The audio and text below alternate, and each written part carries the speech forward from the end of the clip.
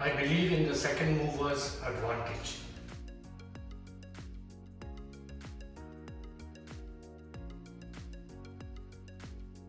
Work is the first thing that I love. I really love my work. Second, I really love to be myself. I really don't want to, get overdressed or, do a treadmill just to stay healthy. Maybe play a game if I like to. The third thing, I do love a lot of friends. I have a lot of them and I have a very good time with them. The fourth thing is obviously I love my family. And the fifth one is that I really want to travel mainly to European countries. New Zealand is one of my favorites also, and I like to see and read a lot of biographies. So these are a few of my favorite things.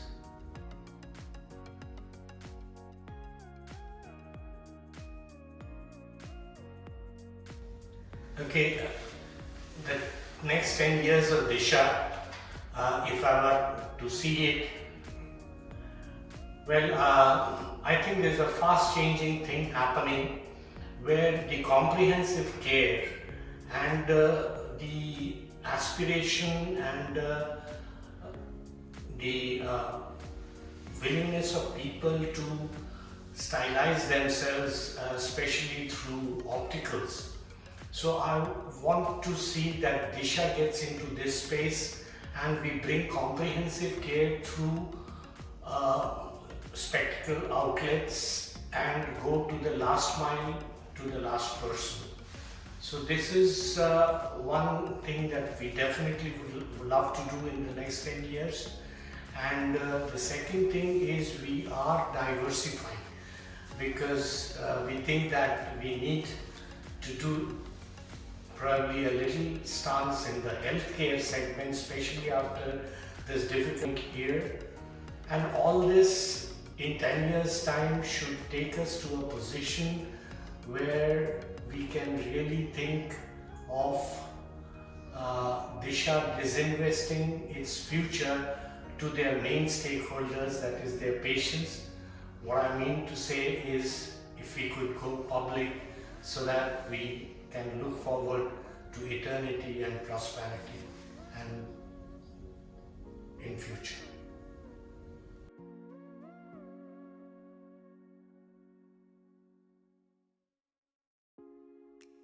Well, over this 25 years of journey, the main thing that touches our heart is the pride of the common man or the man on the street. The way he lapped up our offering of quality eye care at affordable prices, and the way they reciprocated to it and took us to newer heights, gave us the belief that we could actually reach the last mile, last person through this mode of taking technology to people is something that stands out singularly in this journey.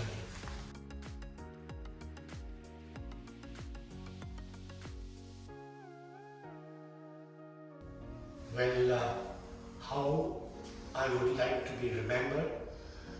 Well, I think if ophthalmologists remember me as a person who gave more to ophthalmology than he got from it, I would be very, very happy.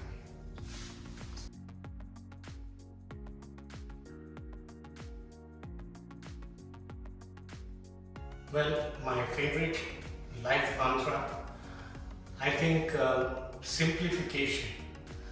Simplification is perhaps the ultimate sophistication. And I feel that in every way, whether it is a business approach or whether it is a technology or whether it is to translate a good service to a patient, it is the simplification of the processes, of the technology, of the business model, which carries forward the entire sophistication that is in the context apparent, but the more we learn about it, more we rehearse and perfect it, I think more we simplify it and make it available to everybody. So I think simplification is perhaps the one mantra that I would always go by. Hello everyone, and welcome to the third episode on the new series VISIONaries on this channel Thinkers Unlimited. Today I am in the East, and it gives me great pleasure and privilege to be sitting with Dr Debasish Bhattacharya, who is the founder, chairman and managing director of Disha Eye Hospitals. Thank you, sir, for taking out time for this interaction. Dr Debasish Bhattacharya was born in Kanpur as the youngest of 5 siblings. He grew up in a defense environment, and his father, late B.C. Bhattacharya, retired as the DGM Rifle Factory, Ichapur, and the principal of School of Autism. His mother, a housewife, piously groomed him to serve humanity. He all along studied in Air Force Station School, Barakpur. After passing his higher secondary exams, he kept his mother's wish to study MBBS so that he could serve humanity as a doctor. He joined MBBS the same year in NRS Medical College in Kolkata.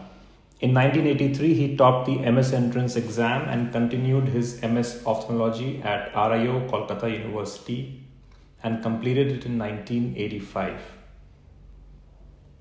He always took keen interest in extracurricular activities like debate, elocution, and painting. He carries his passion for painting and graphic design in college and even today. He was an avid sportsman and represented the school and college team in cricket, badminton, and football.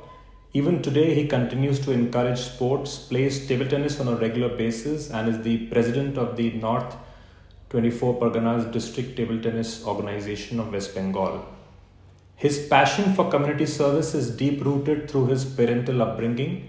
Soon after his MS, he started serving as an eye specialist in the Barakpur municipality-run Biraj Mohan Matri Sadan as an ophthalmic specialist on a weekly basis, providing free ophthalmic care to a large section of patients. He pioneered a doctors' group practice initiative in India by forming Disha Eye Hospitals in 1997 with the same objective of affordable quality eye care for everyone. He left his overflowing practice to invite his 3 colleagues from the same medical college to form Disha on 1st May 1997. Disha's low-cost, high-quality mode gripped everybody's requirement because back then people had to travel wide and far for eye care from east and northeast, and Disha attended to this crucial need. In the last 24 years, Disha has never looked back and kept on adding new technologies, new frontiers to its service for the community, and under his leadership, today Disha has 17 hospitals with over 100 full-time ophthalmic consultants and performs more than 1 lakh surgeries yearly and attends to 1.2 million OPD patients to be the largest eye care provider of the East. No wonder Disha Eye Hospitals regularly ranks in the top 10 hospitals in India for ophthalmology in various national health surveys. He is the founder of BC Memorial Eye Foundation and Prova Eye Bank, a not-for-profit initiative with his family and doctors of Disha Eye Hospitals, which serves patients through various much-needed social initiatives and attends to people who cannot pay for healthcare. He has been the lead instructor in innumerable instruction courses, national symposiums, CMEs, live surgery sessions in AIS, and almost in every state ophthalmic society for the last 20 years. Under his patronage, Disha grew immensely in the academic front to performing leadership roles, and many of its consultants won prestigious awards both nationally and internationally. He has trained ophthalmologists from NIO Bangladesh, Sisendo Eye Hospital, Bandung, Indonesia, Jinan Provincial Eye Hospital, China, IAPB Vision 2020, Orbis International, International Council of Ophthalmologists, SAO, and many nationally. He has served as president of All India Ophthalmological Society AIS for the term 2015-16 and has previously served as the editor proceedings of AIS from 2005 to 2010 for 2 terms.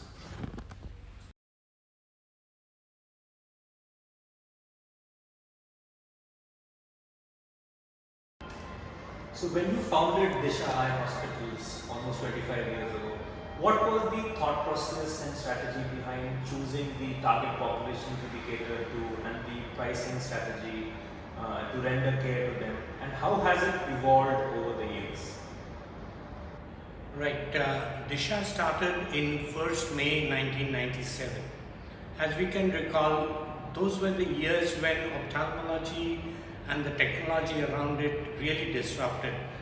There was the intraocular lenses, there were vitrectomies, there were lasers, and all this Eastern India for some reason was far behind.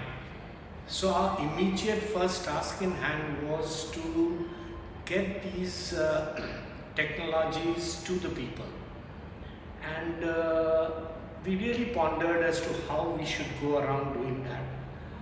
And we visited a lot of institutions which were already there to help us give a vision of things. We understood that if we segment India, I think it's A, B, C and D. So we would rather focus on B and C, forget about the rich A, and maybe temporarily say that we can't do anything for D. And so that is where we placed ourselves, and we look forward to serving the man on the street, the man in an auto rickshaw or on a scooter or on a bus, and through that go as forward as we can. So essentially we've priced our services like a cataract surgery would be priced at a 1 month per capita of a man going in a scooter or riding a bus.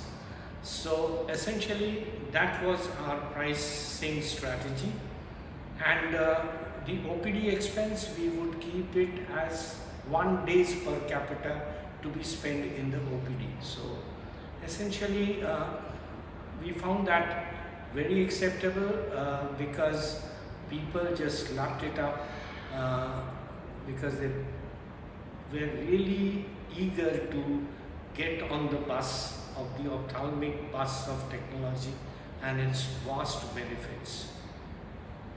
Wonderful. I think many organizations who are coming up also should look at not just aiming at the privileged or the ultra rich, but to the majority of the population, which is the middle class, which sometimes gets left behind when the corporate healthcare is catering to them. And I think more power to your pursuits in terms of approaching to the common man of India.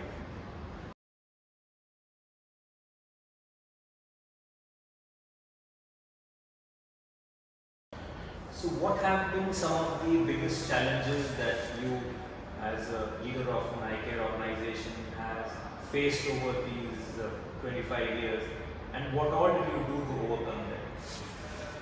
Well, the first thing when we wanted a bigger platform was to get a team of real good doctors. I didn't want subordinates, I want colleagues.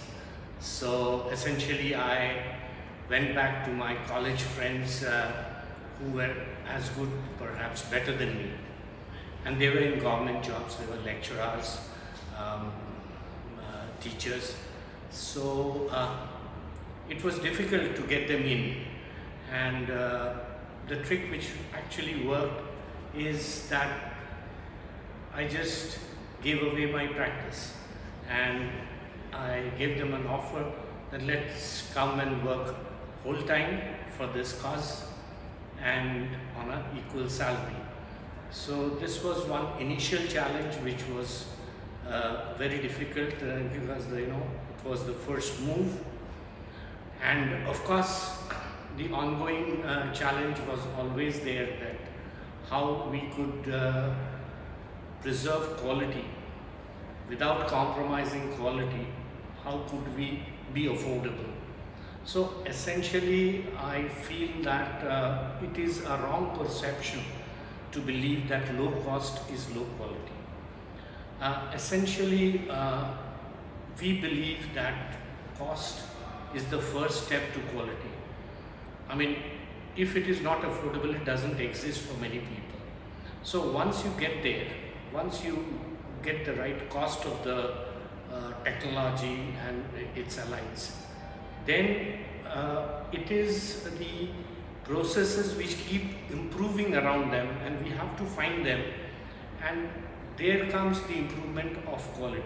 So it is like cost is the first step to quality, and then at some stage quality itself improves a lot of cost. I'm not talking merely on economies of scale. I'm talking about the entire operations as such. So I think these are the two, and the second challenge I would say is a continuous process. It's an ongoing thing. And I'm sure many of your peers would have faced and will keep on facing the challenges that you have said, because I think this is everybody's challenge of getting the best of doctors, and how do you get the best quality without getting the costs going overboard. Yeah, I think that's true, because getting the best doctors, of course, it is very simply understood that we want to do good and want to have a good living. It's very simple as that. But if we are, say, half as economical, then what is prevalent? All that you have to do is probably twice the work, which through systems and technology, if we keep the unwanted jobs being done by somebody else, the doctor can actually perform them, and that's how we can maximize.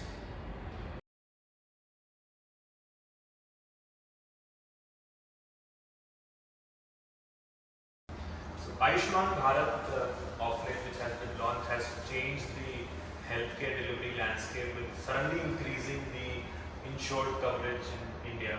What are your thoughts on this scheme and its impact, and what do you foresee the future of Ayushman Bharat towards impacting healthcare in India? I would say it's a good stepping stone for, and a very good step from the government. It was there as the RSBY, and unfortunately, though, in our state we don't have Ayushman Bharat. We have Shastro Shati, which is as state being a health matter, so our CM executes Shastro Shati here. But essentially, it's all about taking the last persons, the category D that I talked about, into the healthcare facilitation. So essentially, the rates are modest, and I hope the government revises it as time goes by and as consciousness develops. But it is a good first stepping stone, because these are the people who actually require to be facilitated towards participating in technology-driven quality healthcare. So long way to go, I think, but I think all the healthcare providers, I think, echo the same sentiment when it comes to the tariffs or the rates which they are giving to the private healthcare providers, because many are staying away because they are much lower than what they are probably charging for the cash patients currently. Yeah, true. It is low than what it is for the usual rates, even for Disha. But let me tell you that this is probably a bracket of patients who never came to us. Essentially, they would go to a charity NGO or to the government setups for eye care, so I think they're more than welcome.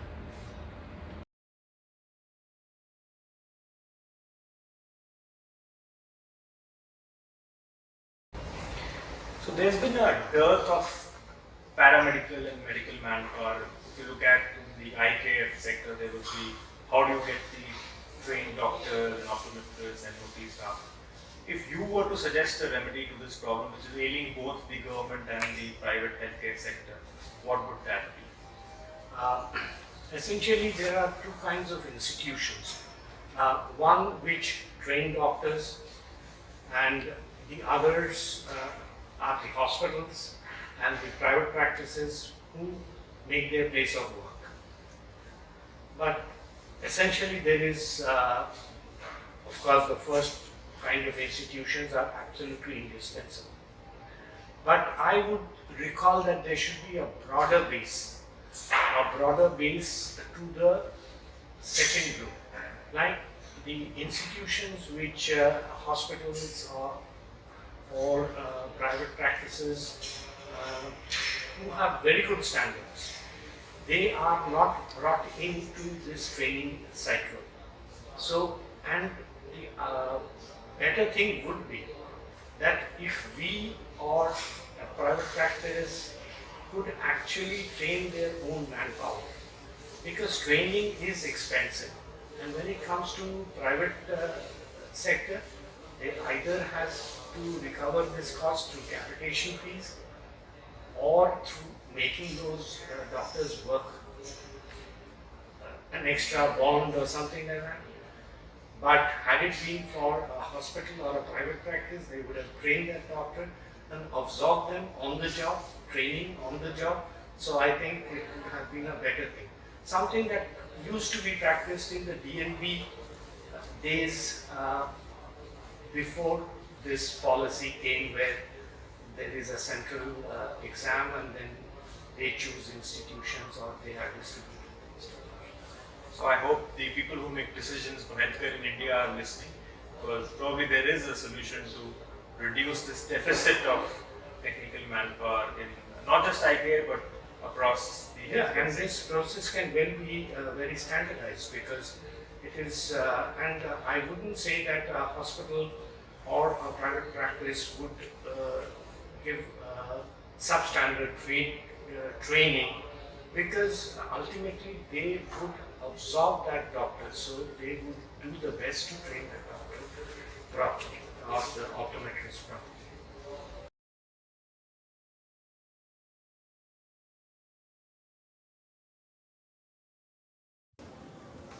So I heard your keynote session in Ophthalmology 2019 in Hyderabad, where you shared some of the USPs of the Disha Eye Hospital system, which could easily be replicated by other eye hospital chains or single practitioners. So what are those magic potions that you would like to share with everybody who is watching this? Right, the first thing is we often rebut our technology just because it is expensive, and we probably price it, taking the capital cost of the equipment and how much we think it could be possible. But look at this way, like if I take OCT. Now, the other way to think about the OCT as to how many are we advising or referring for OCT is one more important. The other thing is to believe that is OCT the best way of looking into the macula. If that is the case, let us look into the macula with an OCT. Now, almost every third or fourth patient needs a proper look into the macula. So, every third or fourth patient needs an OCT. Now, if we price it in that way, I think the cost comes down by 3 times the price than what it is. Like we charge 300 and 500 rupees for OCTs in 1 or 4 times. It might be ridiculous, but it works for us. We have 25 machines working all over, but we do 250,000 OCTs a year. That's what it is. So I think putting things to scale and perspective is perhaps one of the most important things, and correctly pricing your services and making the right kind of offering to the patients so that everybody benefits. Like Optos is a bigger example. Like when we Optos came, it cost us a crore. But then I found that Optos is one equipment which scans the peripheral retina, the job that a retinal doctor really doesn't want to do. It is a very thankless thing for him. And we also found out that some of the patients who had been examined by retina doctors before actually showed lesions 3 months later, meaning thereby that this equipment is as good, if not better. So let us put anybody who needs an immediate examination on the Optas. And we also charge 300, 400 rupees for an Optas because those centers have to see 400, 500 patients daily. So otherwise, economics doesn't. So these kind of wishful thinkings really work. So it's like people look at technology and the cost of it, and they find that it's like a no entry kind of a barrier. But you looked at it from a volume aspect and felt that And the usefulness aspect of it. Like technology is for anybody to do it, for anybody to the benefit of it.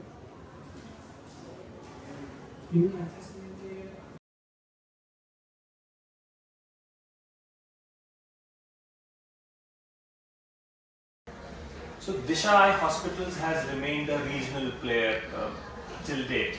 So what has been the thought behind this strategy, and is it going to change in the times to come? Yeah, I mean, generally we have been a regional player.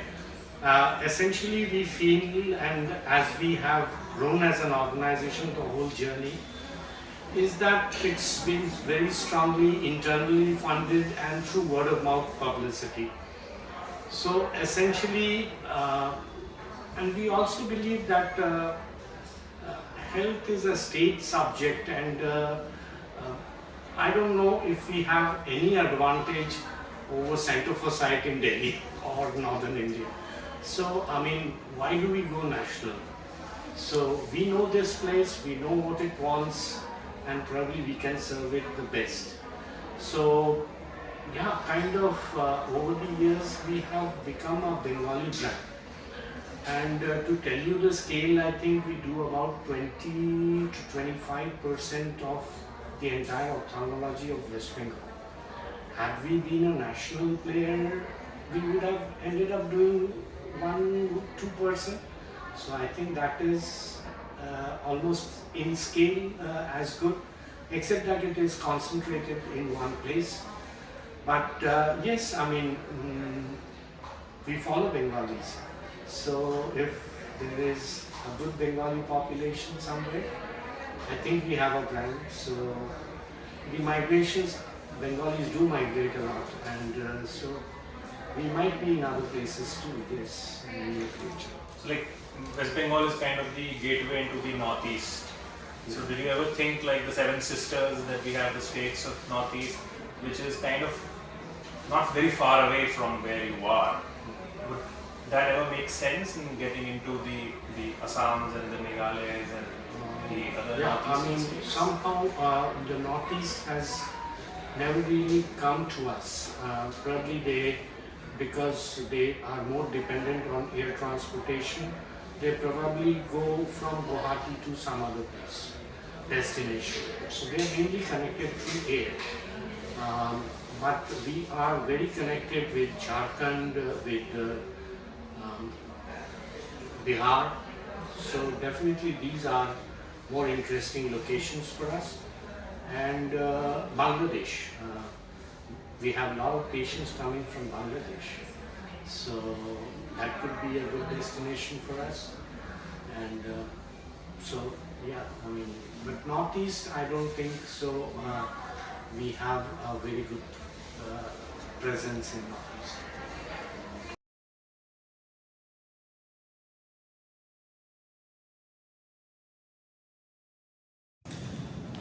if you want to be a mentor with all the young ophthalmologists of the country, what advice would you like to give them?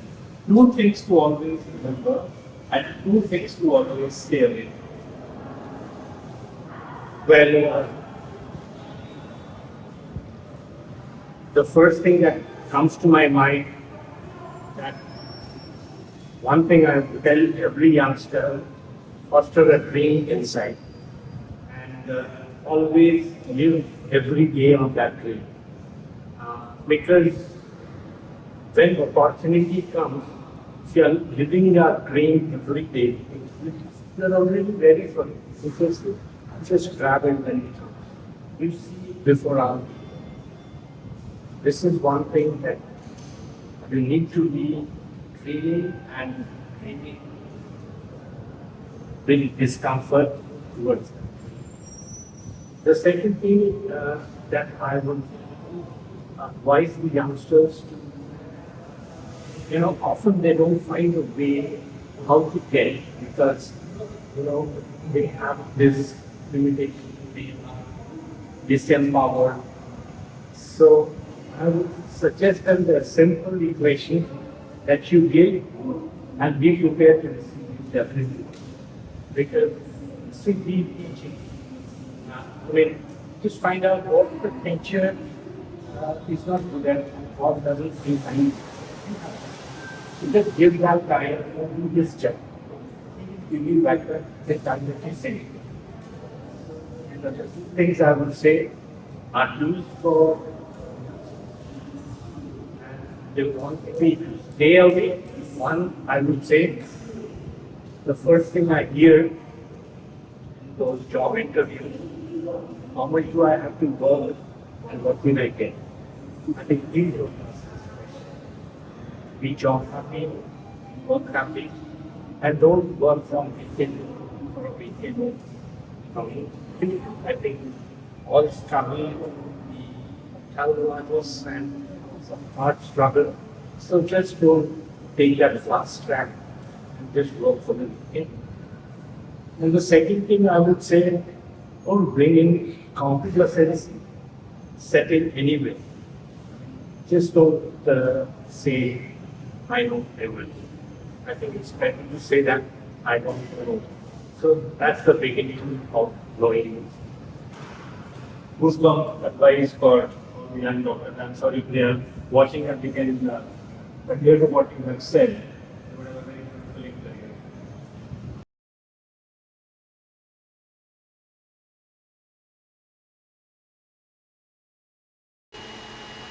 With such a high concentration of eye myopes in the eastern part of the country, what is your thought behind why refractive surgery as a segment hasn't penetrated as much as it is done in the rest of the country? Yeah, I mean, this is something which we fail to understand. Our figures in 2004 was about 500 patients, and in 2021, I think it's just about 600 patients a year. So that's all, and perhaps we are the biggest refractive unit in the Western world. Essentially, I would say that it is usually any technology is marketed bottom up, and here because of the no dowry system or the spectacle is not regarded as a bad thing in aesthetics. It never happened that people wanted to get rid of it. In fact, it was the other way around, that people thought it was kind of an intellectual glucose. So that is how I think we tried very hard, but it doesn't work. So you don't see any solutions to them. We have to be kind of happy with what kind of numbers we have. I think the millennials and the younger generation, when their opinion matters and they can actually cough up the money from their own earnings, I think then a change might come. But so far as the previous generation was, I think they are very conservative and they want not to take a risk just to get out of the aesthetics of the dowry.